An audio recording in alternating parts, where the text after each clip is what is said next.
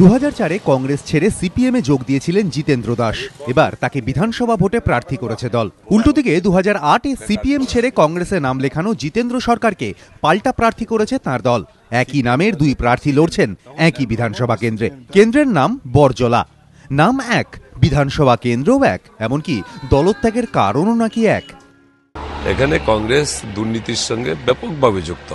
এবারও যাদেরকে টিকিট দেওয়া হয়েছে, আমরা যতটুকু আমাদের কাছে খবর রয়েছে, আগরতলা থেকে কিছু লোককে বাইরে নিয়ে প্রার্থী করা হয়েছে। কত টাকাটা কত?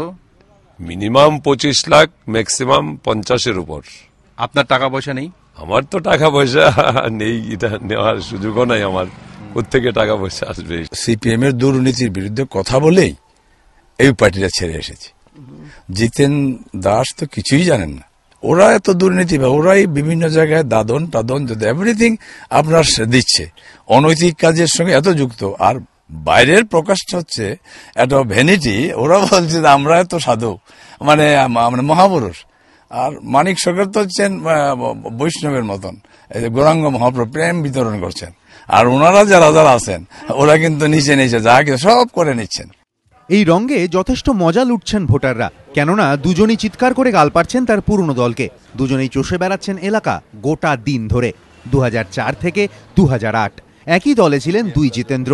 পরস্পরকে চেনেন, জানেন ঘনিষ্ঠভাবে, জানেন শক্তি ও দুর্বলতা, তাই ঘুঁটিও সাজাচ্ছেন সেই মোতাবেক। একদা সতীর্থ হলেও এখন আকচা আকচিতে কম যাচ্ছেন না কেউই। দুজনই জিতেন্দ্র, দুজনই ইন্দ্রিয় জয়ী, আর দুজনেরই ইন্দ্রিয় এখন ভীষণভাবে সজাগ। দুজনই হতে চান নির্বাচনে জয়ী, কারণ দুজনই যে রাজনীতির ময়দানে পেশাদার কারবারি। ক্যামেরায় প্রবীর সামন্তর সঙ্গে দীপক ঘোষ, এবিপি আনন্দ, আগরতলা।